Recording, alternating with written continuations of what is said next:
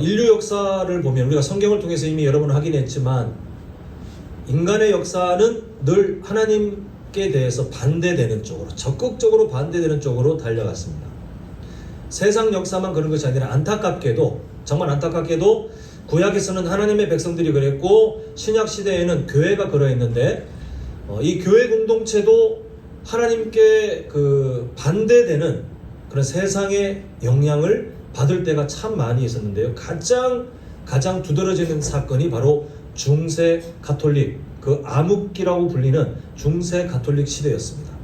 초대교회 때 그렇게도 세상에 항거하며 복음을 지켰는데 오히려 더 자유로워지고 세상에게 힘을 얻고 권력이 도와주고 하니까 순식간에 타락해서 부유한 사람들과 권력층의 빌부터 교회가 타락하게 되는, 그래서 성도가 성도답지 않게, 교회가 교회답지 않게 만드는 그 어두운 역사가 참으로 오랫동안 지속될 때 하나님께서는 그렇게 살면 안 된다라고 마음에 결단한 몇몇 사람들, 또 그들에게 도전받은 또 여러 사람들을 통해서 이 어두운 시대를 바꾸시는데 그 시대를, 그 노력을 우리는 종교개혁이라고 말합니다. 하나님 말씀으로 돌아가자, 말씀에서 완전히 벗어난 그 중세 가톨릭에 대해서 목숨 걸고 항거하면서 말씀으로 다시 돌아가자라고 외쳤던 종교개혁자들 중에 우리 교단은 칼빈이라고 하는 그 종교개혁자의 그가 정리한 신학을 그대로 이어받아 우리 개신교 중에 또 우리 교단은 그 신학에 뿌리를 두고 이렇게 우리는 지금까지 함께 살아오고 있습니다. 신약 성경 중에 우리가 9월 가면 제가 하반기 사역 때 다시 설명드리겠지만 갈라디아서를 좀 보고자 해요. 연말까지 이제 딱 맞더라고요. 연말까지 하면 13주 동안 갈라디아서를 보게 되는데 제가 오늘 이 말씀을 왜 드리냐면 그때 첫 시간에 다룰 주제긴 합니다만 늘 교회가 언제 흔들리냐면 이단 공격도 문제긴 하지만 이단이 아닌데 하나님께서 우리에게 주신 복음과 다른 복음, 묘하게 다른 복음이 항상 교회를 흔들리게 해요. 힘들게 만들어요. 차라리 주변에서 막 핍박하고 그게 문제가 아니라 같이 성도들로 함께 생활하는데 하나님께서 주신 말씀과 다른 애매하게 잘못 이해하는, 자기가 스스로 만들어낸 자기의 철학과 경험으로 말씀을 재해석해서 만든 다른 복음, 그 다른 복음 때문에 늘 교회가 흔들흔들 하는 것을 보게 돼요. 그게 갈라디아서의 주제거든요. 오늘 우리는 그 갈라디아서의 주제로 가기 전에 한 5주가 시간이 있더라고요. 5주 동안 우리 교단의 중심 교리이기도 한 칼빈주의 5대 교리 또는 5대 강령이라고 부르는 그 기본적인 신학의 중심을 하나하나 좀 살펴보고자 하는데 왜 그러냐 하면 애매하게 아시는 분들이 늘 문제를 일으켜요. 여기서 말하는 문제를 일으킨다는 것이 막 교회 분란을 일으키고 그게 말하는 게 아니라 스스로 잘못된 구원관을 가지고 하나님의 은혜에서 멀어지고 감동도 잃어버리고 감사도 무너지고 이런 삶들을 계속 만들어내는 이유가 다른 것 없습니다. 하나님께서 우리에게 주신 복음을 정확하게 알지 못하는 그 틈에서부터 항상 균열이 일어나는데 우리 오늘부터 해서 하나님이 우리에게 적용해 주신 그 구원을 다시 한번 이미 아시는 분들은 다시 아시겠지만 그러나 말씀이 우리에게 어떻게 증거하는지를 통해서 분명하게 그 구원관을 다시 정립하는 우리 7, 8월 덥지만 그 5주간의 시간을 통해서 우리가 견고하게 다시 세워지는 그런 시간이 되었으면 좋겠습니다. 이제 우리가 구원관을 바라볼 때에 오늘 첫 번째 제목이 뭐라고 되어 있죠? 화면 보시면 그 꺾은 칼빈주의 5대 강령 1 말고 밑에 네 글자 한번 읽어볼까요? 시작! 예, 기분이 좋아지는 단어입니까? 안 좋아지는 단어입니까? 안 좋아지는 단어지만 알아야 돼요. 알아야 되는 이유를 일단 말씀드릴 텐데 전적 타락이라고 하는 참 어찌 보면 불편할 수 있는, 그러나 왜 그렇게 되었는지를 알아야 되는 이유가 있는데요. 오늘은 이 전적 타락에 대한 이유를 4가지 정도로 해서 한번 살펴보고자 합니다. 자, 한번 제목을 읽어보겠습니다. 화면 보시고 시작! 네, 우리는 이미 알고 있죠. 창세기 3장의 최초의 범죄, 아담, 최초 인간인 아담의 범죄를 통해서 죄의 역사가 본격적으로 아주 강력하게 인류 역사를 막 잠식해 나갑니다. 원죄, 그 죄의 뿌리 때문에 그렇잖아요. 근데 보면 그 죄의 방향을 보면요, 하나님에 대해서 하나님을 향하는 태도가 좀 약하다, 이 정도가 아니라 아예 지금 제목처럼 적극적으로 하나님께 대항하는 그런 방향을 갖고 있어요. 아담의 가정에 아벨, 그리고 또 누가 있죠? 가인. 그 가인 계열이라고 우리가 불렀던 그 가인 보십시오.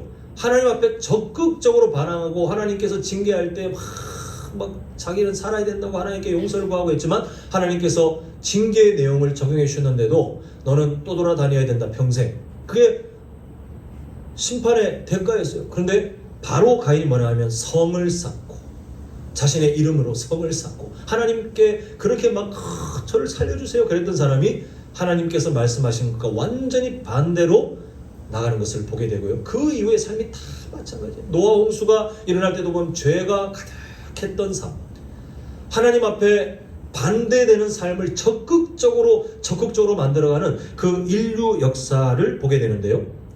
사람들은 지금도 그렇게 믿는 사람들이 있습니다.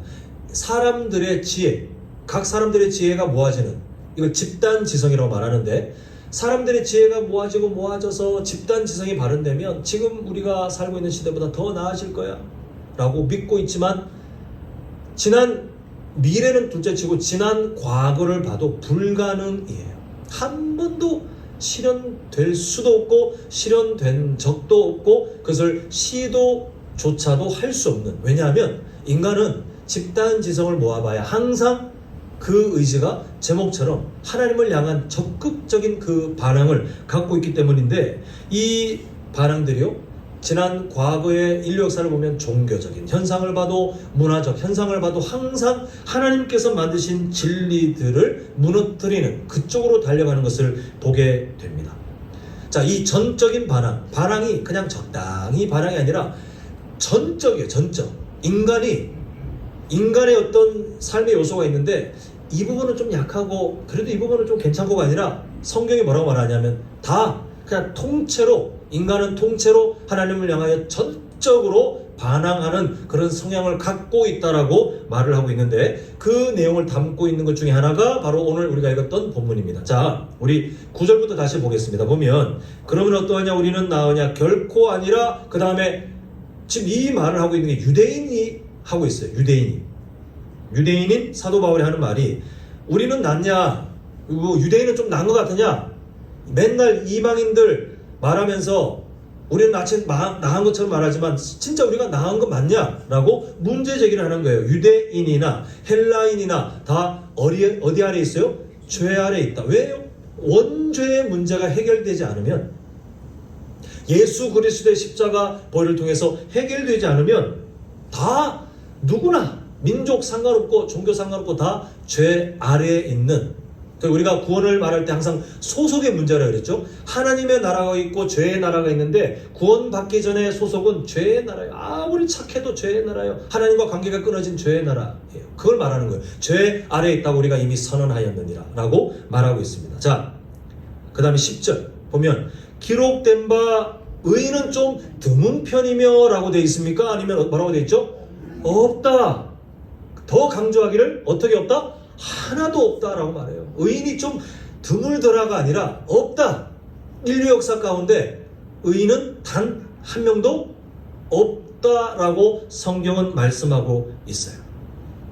근데 이것은, 여기서 말하는 그 상태는 하나님의 은혜를 누리지 못한 죄인의 상태를 말해요. 여기서 말하는 의인과 반대되는 상태, 기록된 바 의인은 없나니 라고 하는 그 의인이 세상적으로 착한 애, 도덕적으로나 뭐 양심적으로 착한 사람이네를 말하는 것이 아니라, 하나님의 기준으로 봤을 때에 죄의 문제가 하나도 없는, 그런데 하나님의 은혜를 누리지 못한, 이게 예수님 믿는 사람들을 말하는데요, 그 은혜를 누리지 못한 그 원초적인 인간 자체에 대해서 말을 하는 것인데요, 의인이 없다는 거예요. 여기서 끝나지 않습니다. 전적 타락 상태가 여기서 끝나지 않고, 자 11절을 보시면 뭐도 없어요?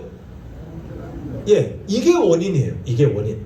하나님이 어떠한 분인지, 또 하나님 앞에 내가 어떠한 상태인지를 깨달으면 그나마 괜찮은데 깨닫는 자가 하나도 없어요. 깨달을 수가 없어요. 스스로 이 문제점 그리고 해결책을 깨달을 수가 없어요. 그러다 보니 하나님을 찾는 자가 있어요, 없어요? 없어요.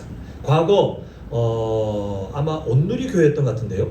이제 의도는 다른 그 의도가 잘못된 게 아니라 의도는 이제 전도 대상자를 초청하는데 그때 명칭에 대해서 한동안 한국 교회에서 논란이 됐습니다. 구도자 예배 들어보셨어요? 구도자 예배. 어떤 분들을 초청하는데 그 예배를 이렇게 복음을 들어야 될 사람들을 초청해서 그분들에게 맞게 좀 격식도 많이 좀 줄이고 뭔가 자유로운 분위기 속에서 할 때 구도자 예배. 원래 그 외국에서 나온 그 명칭을 그대로 갖고 왔는데 왜 문제 제기를 했냐면 구도자. 뭔가 진리를 찾는 사람들을 모아놓은 예배. 그런데 성경은 뭐라고 말합니까? 하나님을 찾는 자가 있어요, 없어요? 없어요. 세상 종교의 도를 찾는 게 아니라 그 하나님에 대한 어떤 갈망, 궁금증을 갖고 있는 사람들을 모아놓은 것처럼 말하지만 성경은 그런 사람이 없다라고 말하기 때문에 구도자 예배라고 하는 명칭은 성경적으로 맞지 않다라고 한동안 좀 논란이 됐던 적이 있습니다. 자, 이런 전적 타락 상태다 보니까 12절 사람들의 집단지성이 가능하냐? 뭐라고 말하냐면 다 치우쳐 함께 유익하게 되나요? 무익하게 되고 인류 역사가 증명하고 있어요. 집단지성을 아무리 발휘해도 그리고 여러 시대마다 막 철학이 발달하고 사람들의 토론, 사상에 서로 막 그런 공부 이런 연구들이 막 넘쳐나는 시대들이 있었지만 항상 무익해져요.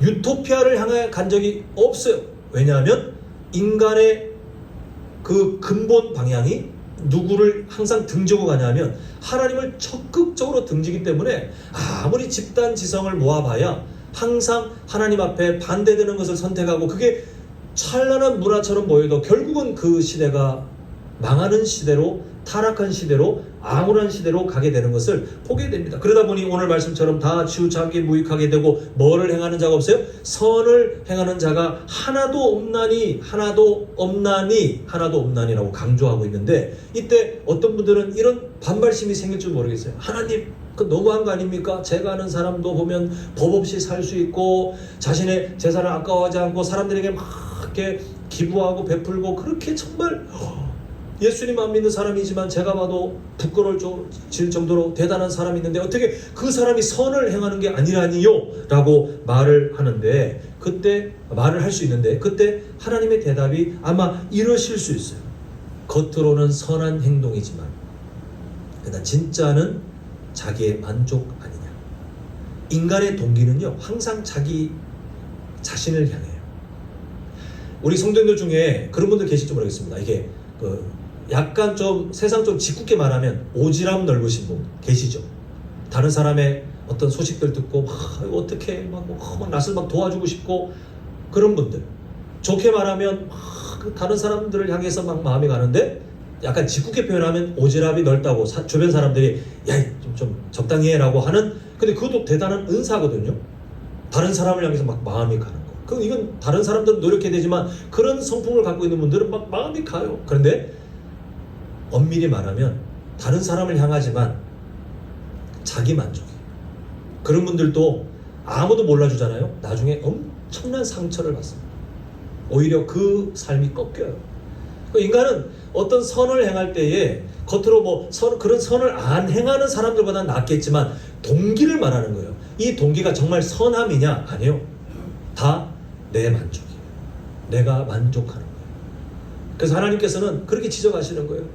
인간이 하나님과 단절된 상태에서 하는 선들은 겉으로는 선이지만 그러나 하나님과 단절되었다는 문제도 있지만 그 선함의 그 어떤 선행 좋은 모습들의 동기가 다 자기 만족, 이기적인 자기 만족에서 출발하기 때문에 겉은 선할지 몰라도 속은 다른 이중적인 모습입니다. 우리는 그렇게 연약한 삶을 살아가고 있더라는 것입니다. 자, 이제 요한복음 3장 20절 한번 보겠는데요. 자, 보면 악을 행하는 자마다라고 하는데 자, 여기서 우리의 관점을 좀 정리해야 되겠습니다. 악을 행한다고 성경에서 말하면 자꾸 범죄자들을 떠올리는데 그게 아니라 여기서 말하는 악을 행한다는 것은 저를 따라합니다. 하나님의 마음과 다르게 사는 삶. 이게 성경적인 악이에요. 목사도 이 관점으로 보면 악한 사람이 될 수 있어요, 없어요? 있어요. 성도님들도 마찬가지.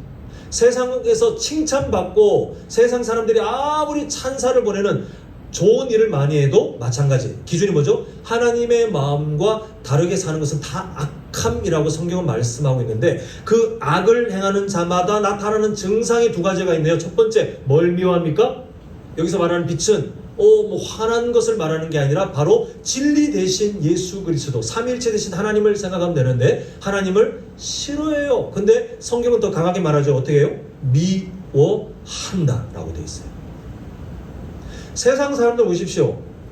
물어보면 전혀 무관심한 것처럼 나는 그다지 미워 그런 것도 없는데 라고 하지만, 그 근본적인 삶의 방향을 보면 적극적으로 하나님을 부정합니다.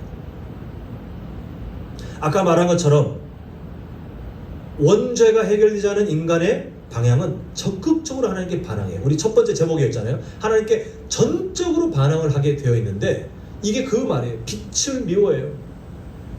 하나님을 미워해요.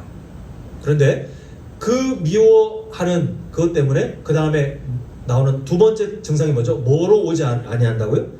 빛으로 오지 아니하나니. 너무너무 싫고 그러다 보니 미워한다는 거예요. 우리가 한 영혼을 전도하는 게 힘든 이유가 여기 있어요. 우리가 누군가를 전도한다고 할 때 그 대상의 상태는 뭐냐 하면, 그분의 어떤 성품이 이걸 떠나서 하나님과의 관계가 끊어진, 그래서 하나님의 마음과 완전히 상관없는 삶을 살고 있는 그 악함, 근본적인 악함, 하나님과 단절된 악함이 있기 때문에 무엇을 해도 그분은 결국은 선함을 이룰 수 없는데, 좀 더 중심의 적극적인 상태를 보니까 빛 대신 하나님을 미워하는 사람에게 성도님들은 지금 복음을 전하려고 하고 계시는 거예요. 쉬울까요? 어려울까요? 우리가 전도를 할 때 쉽지 않아요. 물론 하나님께서 다 준비하신 매우 특별한 케이스에는 복음을 전하는데 순식간에 막 마음을 열고 너무 드뭅니다. 일반적인 상황은 하나님을 미워해요. 그리고 오지 않으려고 하는 게 정상이에요. 그러므로 우리 성도님들, 가족들에게든 주변 분들에게 복음을 전할 때 거절당하시는 거 순간 상처지만 3장 20절을 기억하십시오. 정상입니다. 이거는 사람이 할 수 없기 때문에 하나님, 빛을 미워하는 그 마음이 바뀔 수 있도록, 빛으로 오지 않으려고 하는 그 마음이 바뀔 수 있도록 하나님 역사해 주십시오라고 우리는 기도하며, 그러나 포기하지 않는 것이 우리가 할 수 있는 최선이지, 그것 때문에 상처받고 그것 때문에 나는 실패하고 나는 안 되고, 아니요, 그거는 하나님의 때에 달려 있습니다. 이런 전적 타락, 하나님을 향해서 미워하고 그리고 적극적으로 반항하는 그 삶을 우리가 보았는데요. 이제 두 번째 보겠습니다. 제목 읽겠습니다. 시작. 그 상태에서 하는 인간의 모든 행위가 전적으로 뭐요? 기분 나빠지는 이야기가 시작되는 거예요. 여기서 말하는 죄를 세상의 법 아니면 도덕으로 접근하면 기분이 되게 나빠지게 되어 있어요. 그러나 말씀드리는 이 죄는 하나님과의 관계가 끊어져 있는 모든 노력들이에요. 자, 그 비유를 이제 이 말씀을 기억하며 한번 좀 했으면 좋겠는데, 로마서 14장 23절 하반절입니다. 보면 믿음을 따라 하지 아니하는 것은 다 죄니라라고 성경은 아주 단호하게 말하는데, 여기서 말하는 믿음은 이렇게 생각하시면 돼요. 하나님과 관계가 이어져 있지 않은 채로 하는 모든 것은 다 뭐다고요? 죄다. 이걸 이해하시면 돼요. 하나님과 관계가 좋지 않은 채로, 끊어진 채로 하는 모든 노력들은 다 죄가 될 수밖에 없다라고 합니다. 이게 전적 타락 상태에 있는 인간의 아주 어찌 보면 절망적인 상황입니다. 한 가지 예를 들어보겠습니다. 20대 청년이 있는데 어느 날 아버지에게 와서 부탁하는 거예요. 아버지, 저 주말에 친구들하고 어디 근교에 놀러 가기로 했는데 교통편이 안 좋아서 차가 필요한데 차 좀 빌려주시면 좋겠어요. 그랬더니 아버지가 이 자녀에게 뭐라고 제시하냐면, 그러면 네가 그 차를 잘 아낀다는 마음을 담아서 그러면 당일날 아침에 세차 한번 하고 네가 네 손으로 세차하고 깨끗하게 해서 친구들과 좋은 시간 보내라 라고 했고, 그 자녀가 알았습니다 아버지 라고 했어요. 그 시간이 흘렀는데 당일날 아침에 이 아버지가 이 자녀에게 말합니다. 자, 너 오늘 차 쓰기로 했는데 뭘 약속했지? 세차하기로 했잖아. 지금 가서 세차 이제 시작해야 될 것 같아.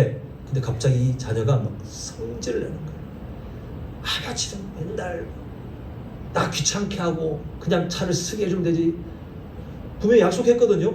아버지가 다시 부드럽게 말합니다. 네가 분명히 약속을 했고, 그리고 이 차를 네가 아끼는 마음이 필요한데 그것을 위해서는 어려운 거 아니야? 그냥 가서 한 10분, 20분만 해도 충분히 세차해. 그 약속을 지켜야 돼? 라고 했는데 물 콱 발로 차고 나가더니 집 밖으로 나갔어요.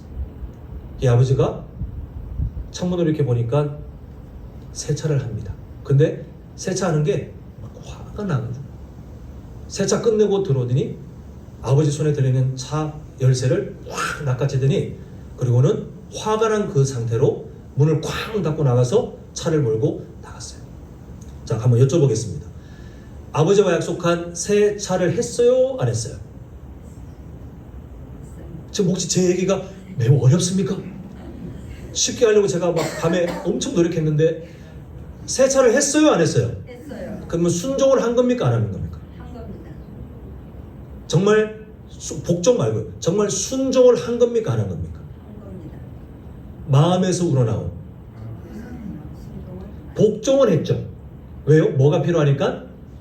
차 열쇠가 필요하니까 했지만 지금 뭐가 깨어져 있어요? 그 아버지와의 관계. 스스로 그것을 깨트릴 그 불편한 상황을 돌이키지 않고 차 열쇠는 필요하니 세차라는 행위를 했지만 그 행위가 미리 약속된 것을 수행했다고 해서 선한 행동일까요? 아니면 문제가 있는 행동입니까?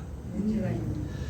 이 문제 있는 행동을 문제가 아닌 행동으로 바뀌려면 제일 먼저 뭘 해결해야 돼요? 아버지와의 약속을 자기가 귀찮다고 그렇게 분노하며 일방적으로 깼던 자신의 악한 모습, 그 패역한 모습을 아버지한테 정중하게 사과하고 그리고 마음을 돌이키고 정말 그 약속한 대로 세차하고 그대로 차를 사용하면 문제없지만 이 자녀는 차는 필요한데 이걸 얻기 위해서는 반드시 이걸 해야 되니까 아버지에게 분노가 일어나는 자기의 악한 마음은 해결하지 않고 그냥 행동을 했습니다만 이걸 선한 일이라고 볼 수는 없는 거예요. 인간이 하나님 앞에 전적 타락한 상태에서 적극적으로 반항한다고 우리가 첫 번째 제목에서 봤는데 그 상태에서 하는 모든 노력이 왜 문제가 되냐 하면 이 아들, 이 아버지와 그 자녀의 삶에 우리가 그 비유를 해보면 그 생각해 보시면 딱 맞아떨어져요. 이미 뭐가 문제예요? 아버지와 깨어진 아버지 앞에 빼역하게 막 그렇게 했던 그 행동이 해결되지 않는 나머지는 다 문제예요. 아무리 세차를 했다 할지라도 아버지 시킨 대로 했잖아요 하러 따진다고 한들 뭐가 더 우선된 문제입니까? 약속을 어기고 하지 말아야 될 분노를 드러내고 그렇게 일반적이지 않은 그 모습을 드러냈던 자신의 과오를 생각하지 않고 해결하지 않고 했던 그 모든 행동들, 세차한 거, 또 차를 무사히 갖고 오는 것 다 의미 없어요. 이미 그 모든 것들이 문제가 됩니다. 다시 한번 예로 가서 자, 일단 그 자녀가 세차를 했죠. 억지로 했죠. 그리고 성질을 내면서 열쇠를 가져갔습니다. 그리고 친구들과 놀러를 갔는데 그 친구들 입장에서는 이 친구가 아버지 차를 빌려 갖고 와서 운전을 해주니까 이 친구들은 그 친구의 도움을 받고 있는 거죠. 호의를 받고 있고 혜택을 누리는 겁니다. 선한 일을 하고 있다. 다른 사람에게 도움을 주고 있다는 관점을 볼 때 이 자녀는 친구들에게 도움을 주고 있는 게 맞죠. 그런데 아무리 친구들에게 좋은 친구로 인정받는다 할지라도 그러나 실상을 보면 지금 뭐가 문제예요? 여전히 아버지와의 관계를 자기가 스스로 깨트린 그 문제를 여전히 품고 있는 정상적이지 않은 상태를 유지하고 있어요. 마찬가지예요. 아무리 세상 그 누구가 사람들에게 혜택을 주고 도움을 주고 어떤 사람들에게 여러 선한 행실을 한다 할지라도 그 삶의 근본을 봤을 때 하나님과의 관계가 끊어져 있다면 아까 말씀드린 화면에 있네요. 믿음을 따라 그 하나님과의 관계가 친밀하지 않은 이어져 있지 않은 상태에서 하는 모든 것은 다 죄니라 하는 것처럼 우리의 삶 가운데 하나님과의 관계가 끊어진 채로 하는 모든 것들은 전적으로 다 죄다라고 성경은 말씀하고 있어요. 그 동기가 우리의 마음의 중심이 설령 내가 그걸 속아 넘어간다 할지라도 우리의 본성, 본능이 그 죄인의 본능이 어떻게든 하나님을 등지고 하나님께서 안 기뻐하시는 쪽으로 살아가려고 하기 때문에 그 모든 것은 모습과 상관없이 전적으로 죄다라고 성경으로 얘기 알려주고 있습니다. 자, 세 번째 보겠습니다. 함께 읽습니다. 시작. 스스로 해결할 수 없는 인간의 인간의 무능력이 조금 부족한 애가 아니라 완전히 전적으로 어떤 가망성도 없이 무능력하다 이렇게 말하고 있는데요. 자, 로마서 8장 7절 보시면 함께 읽겠습니다. 시작. 육신의 생각은 누구와 원수가 돼요?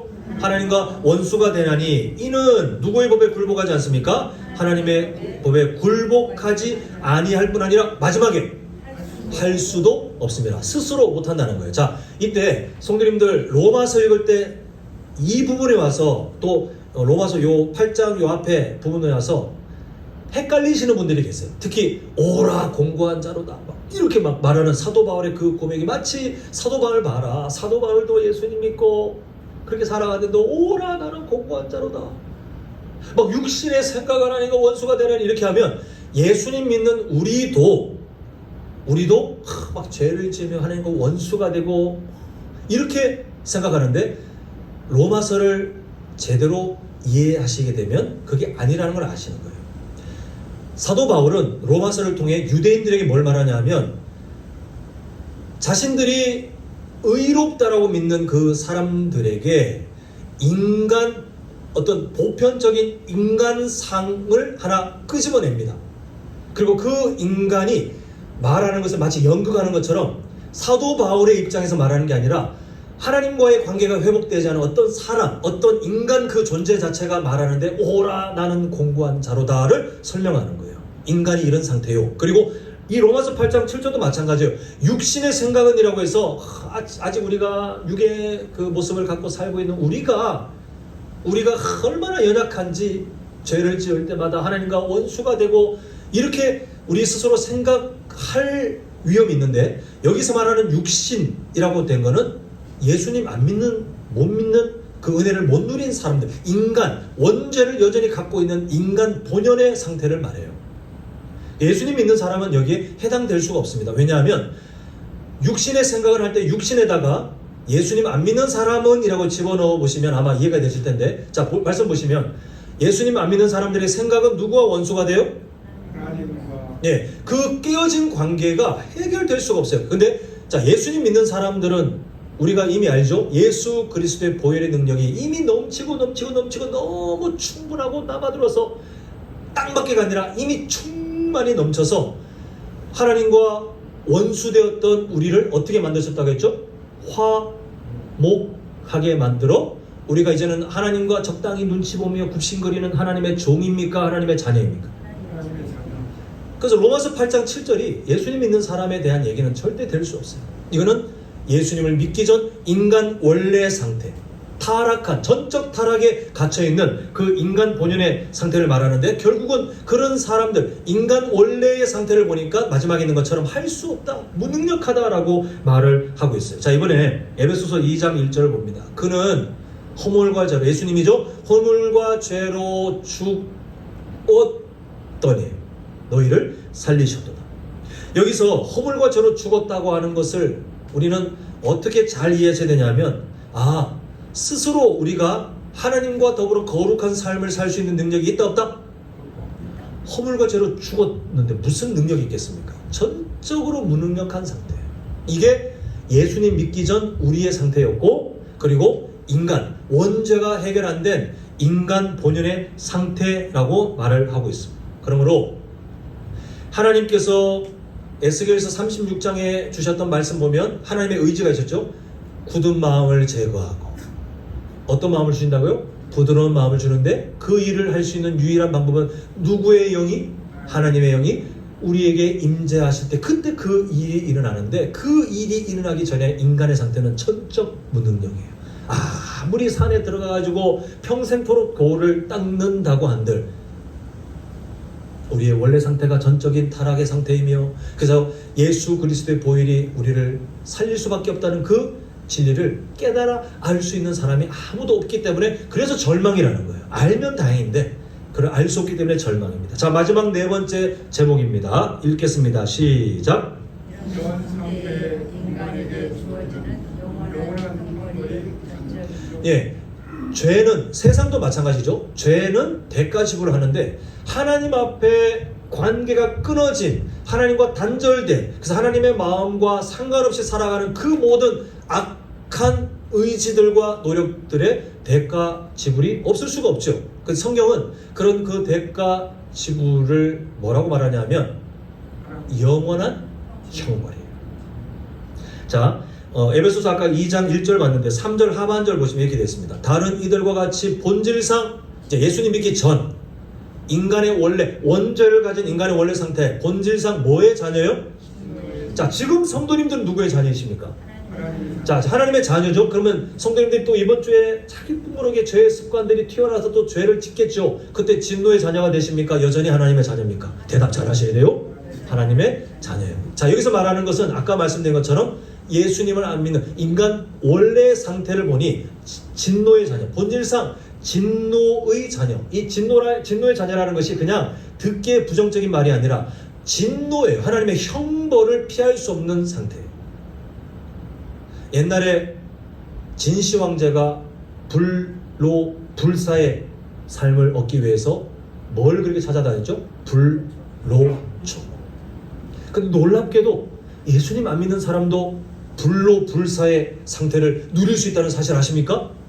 예수님 안 믿는 사람들도 불로 불사, 늙지도 않고 죽지도 않는 그런 상태를 누리는데, 문제는 그 불로 불사의 상태에서 성경이 말하는 증거대로 말하면 영원히 죽지도 않고, 우리가 감히 상상도 할 수 없는, 우리 맨날 지옥 생각하면 아우 뜨거워, 불 생각하는데 그거는 인간이 겨우 표현할 수 있는 방법이고, 극심한 상상할 수 없는 그 고통을 영원토록 받는, 하나님과 끊어진 것이 그만큼 무서운 중죄예요.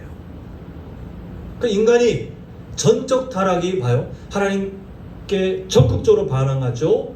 그리고 그때 하는 모든 노력들이 다 죄죠. 그런데 무능력하죠, 전적으로. 그리고 결국은 그 대가 지불의 전적인 형벌, 영원한 형벌이 주어질 수밖에 없다라고 하는 극도로 무서운 이야기가 성경 속에 담겨 있는 경고입니다. 자, 사랑하는 성도 여러분, 우리는 오늘 칼빈이 성경의 진리를 정리한 5가지, 구원관에 대한 5가지 중요한 교리 중에 첫 번째, 네 글자 뭐였죠? 전적 타락. 인간은 조금 타락이 아니라 완전히 타락했구나. 정말 어떤 가망성도 볼 수 없는 전적 타락 상태였구나를 봤는데요. 우리 4가지 제목을 이렇게 한번 쭉 봤습니다. 하나님을 향한 인간의 반응은 전적으로, 또 그 상태에서 하는 인간의 모든 행위가 전적으로 죄고, 또 스스로 회개할 수 없는 인간의 무능력이 전적으로 무능력했고, 또 이런 상태에 인간에게 주어지는 영원한 형벌이 또 전적으로 그렇게 무서운 일이다라고 보았습니다. 그런데 우리 제목을 좀 고쳐봐야 되겠어요. 지금 반복되는 단어가 있어요. 인간에다가 꼭 넣어야 될 제목이 있는데 그걸 넣어서 한번 같이 읽어보겠습니다. 한번 같이 읽겠습니다. 시작. 하나님을 향한 예수 믿기 전 나의 반응은 전적입니다. 이 사실에 성도님들께서 아멘으로 동의하셔야만 합니다. 나를 아무리 포장해도 성경은 지금 성도님들은 존귀해요. 우리가 잘한 것처럼 우리는 이미 아름다운 하나님의 자녀인 게 맞는데, 근데 지금 노란색 표현처럼 예수님 믿기 전을 말합니다. 근데 이걸 아셔야 되는 이유를 제가 이따 설명드릴게요. 예수님 믿기 전 나의 상황은 그래도 내가 그 정도는 아니겠지가 아니라, 우리가 하나님을 향한 반항은 어때요? 전적이었어요. 조금이 아니라 악착같이 하나님께 반항했다. 예수님 믿기 전 나는 그런 삶이었다. 이렇게 반드시 정리하셔야 됩니다. 자, 2번째 읽겠습니다. 시작. 그 상태에서는 예수님 믿기 전 나의 모든 행위가 전적으로 죄입니다. 기분이 나빠도 기분이 나빠도 어쩔 수 없어요. 이걸 아셔야 돼요. 아까 설명드린 것처럼 우리가 지금 아까 전에 제가 설명드릴 때는 인간 본연 원죄가 해결되지 않으리라고 했지만 사실 우리가 그게 포함되어 있었잖아요. 내가 예전에 예수님 믿기 전에 설령 모태신앙이었다 할지라도 인격적으로 예수님 만나기 전에 내가 예수님 믿기 전 나의 모든 행위가 적극적으로 반항했고 거기서 살아갔던 모든 행위가 죄였구나를 아셔야 돼요. 자, 세 번째 읽겠습니다. 시작. 스스로 회개할 수 없는 예수님 믿기 전 나의 무능력이 전적입니다. 우리 스스로 이 문제를 해결할 수 있는 능력이 단 하나도 없었구나. 내가 그런 상태였구나를 아셔야 됩니다. 자, 마지막 함께 읽겠습니다. 시작. 이런 상태에 예수님 믿기 전 나에게 주어지는 영원한 형벌이 전적입니다. 이게 애매하게 그냥 조금이 아니라 원래 우리에게 약속이라고 하기 그렇거든요. 원래 우리에게 예정된 끝은, 우리에게 주어진 원래 끝은 영원한 형벌, 불사 상태에서 영원히 상상할 수 없는 지옥의 그 극심한 고통을 하나님과 끊어진 하나님을 적극적으로 부정했던 우리의 그 근본적인 상태에 대한 대가지불로 치렀어야 되는데, 참 감사하게도 아니게 되었지만 일단 하마터면 내가 그럴 뻔하였구나 라고 생각하셔야 됩니다. 자, 이걸 왜 굳이 아셔야 되느냐? 우리가 이걸 아시는 만큼 하나님을 향한 우리의 삶의 태도가 바뀌어요. 제가 사실 저희 아버지에게 양해를 구하지 않고 그냥 아버지 일을 예화로 갖고 왔는데 그 결론이 훈훈해서 5월 달에 저희 아버지가 입원하신 적이 있습니다. 근데 만약 입원하셨는데요, 입원 다 끝나고 병원에서 아무런 얘기 없다가 병원에서 자, 다 나으셨습니다, 모시고 가십시오 라고 했으면 제 삶에 그다지 감사가 없었을 거예요. 근데 입원할 때는 다른 병명으로 입원하셨는데 병원에서 전화가 왔어요. 아버님이 뇌경색이십니다 라고 전화가 왔어요. 그런데 말을 하기를, 제가 주치의를 만나보니까 하마터면 큰일 날 뻔했는데 우리 몸의 행동을 결정하는 뇌 부위에 뇌경색이 왔는데 지금 발견했어요 라고 하더라고요. 그래서 후유증 없이 지금 이대로 혈전만 제거하면 일상으로 돌아갈 수 있습니다. 근데 만약에 이걸 모르고 지나쳤으면 이제 우리가 흔히 아는 중풍이라고 하는 증상처럼 저희 아버지가 반신불수가 될 수 있었던 상황인데, 이제 이거는 세상적인 변이에요. 하필 우연히 다른 병명으로 갔다가 하필 그때 아버지가 머리가 좀 아프다고 말했더니 하필 그때 우연히 그 뇌 검사를 했는데 그게 발견돼서 정말 감사하게도 뇌경색이 시작되려고 하는 그때 치료를 하게 되는 참 기가 막힌 타이밍에 치료하게 되는 적이 있었어요. 자, 제가 성도님들에게 이 얘기를 왜 드리냐면, 제가 만약 뇌경색이라고 하는 그 말을 의사에게 들었을 때에 제가 그 병이 그냥 감기처럼 가벼운 것이라고 착각하고 있었다면 감사의 정도가 늘어날까요? 줄어들까요? 아마 제가 착각하고 있다면 의사가 하마터면 큰일 날 뻔했어요, 제 혼자 착각으로 뇌경색 별것도 아닌 거 좀 되게 호들갑이네? 별로 감사가 안 됐을 겁니다. 근데 성도님들이 아시는 것과 같이 저도 똑같이 뇌경색이 얼마나 무서운 병인지 아는데, 이게 어떻게 그렇게 입원했다가 이게 어떻게 이렇게 그 검사 한 번에 찾아져가지고 시작되는 그 시점에 치료가 잘 되게 하셨을까? 하나님 감사합니다. 저 정말 감사했거든요. 우리가 전적 타락 상태에 있었다는 사실을 알고 있느냐 모르고 있느냐에 따라 하나님을 향한 우리의 감사의 정도가 달라져요. 우리는 자꾸 우리를 포장하고 싶어하는 연약한 모습이 있습니다. 나는 그래도 괜찮은 사람이었지, 나는 그래도 어릴 때부터 뭐 했지, 이렇게 자꾸 우리를 포장하는 경향이 있는데, 물론 맞을 수 있습니다. 그러나 성경이 우리에게 가르쳐주는 그 진리는 너무나도 분명해요. 예수님 믿기 전 우리의 상태는 전적 타락 상태였다. 아무리 몇 대째 기독교 옛날에 순교하신 분이 있는 집안 아무리 자랑해도 그분이 정말 인격적으로 예수님 믿기 전까지 그 상태는 하나님 앞에 반항하였고, 그때 했던 모든 노력들은 죄였고, 그런데 스스로 이 문제를 해결할 수 없는 무능력 상태였고, 그리고 뭐가 원래 예정되어 있어요? 영원한 형벌이 예정되었는데 그게 나였구나. 이 사실을 아는 만큼 우리는 하나님께 감사할 수 있어요. 자, 우리가 이 내용을 기억하시면서 다시 한번 읽어보겠습니다. 자, 이 내용들 쭉 기억하시죠? 이 결론입니다. 우리 노란색 글씨 한번 읽겠습니다. 시작. 그러나 지금의 나는 예수님 때문에 이미 의인입니다. 앞에 거를 생각하셔야 돼요. 예수님 믿기 전 나는 적극적으로 반항했구나. 그리고 예수님 믿기 전 나는 그때 했던 모든 노력들이 다 알고 봤더니 저였구나. 예수님 믿기 전 나는 하나님 앞에 스스로 이 문제를 해결할 수 없는 무능력한 상태였구나. 그리고 원래 예정된 것이 영원한 형벌이었구나. 그러나 지금의 나는 누구 때문에요? 예수님 때문에 이미 의인이 되어 있구나. 우리가 이 진리를 알아야 구원에 대해서 맨날 우리가 말하는 감동, 감사, 우리가 뭐 첫사랑, 이거는요 우리의 그 이전 상태인 전적 타락을 완전하게 이해할 때 그때 우리의 삶이 성숙하게 변화될 수 있습니다. 사랑하는 성도 여러분, 오늘 전적 타락의 주제가 한번 여쭤볼게요. 성도님들을 겁주는 내용일까요? 아니면 하나님의 은혜가 얼마나 큰지 우리가 기억하게 하는 주제일까요? 전적 타락은 성도님들 기분 나쁘라고 하는 이야기가 아닙니다. 성도님들께서 뭐 그러시면 안 되겠지만 혹시 몸에 이상이 있으면 병원에 검사를 받으시는데 그 병원이 실력이 너무 없어요. 검사가 맨날 틀리고 정확하지도 않아요. 그러면 그 병원 아마 안 가실 거예요. 멀리 가더라도 정확하다라고 하는 병원에 가서 내 몸을 보려고 하십니다. 왜냐하면 혹시라도 내 몸에 치료해야 될 병이 있다면 정확하게 아는 것이 좋겠습니까? 아니면 대충 아니면 놓치는 것이 좋겠습니까? 정확하게 아는 것이 좋잖아요. 마찬가지로 우리의 원래 상태를 정확하게 아는 것이 우리에게 유익하기 때문에 이 칼빈주의 5대 교리의 첫 번째는 전적 타락을 성경에 있는 진리들을 모아서 가르치고 있는데, 우리 성도님들 이 의도를 잘 이해하셔서 내가 원래 그랬는데 하나님 감사합니다라고 더 깊은 감사와 더 많은 그 감사를 삶에서 회복하고 살아가시는 정말 바른 구원관을 갖고 계시는 우리 모두가 되시기를 간절히 소망합니다.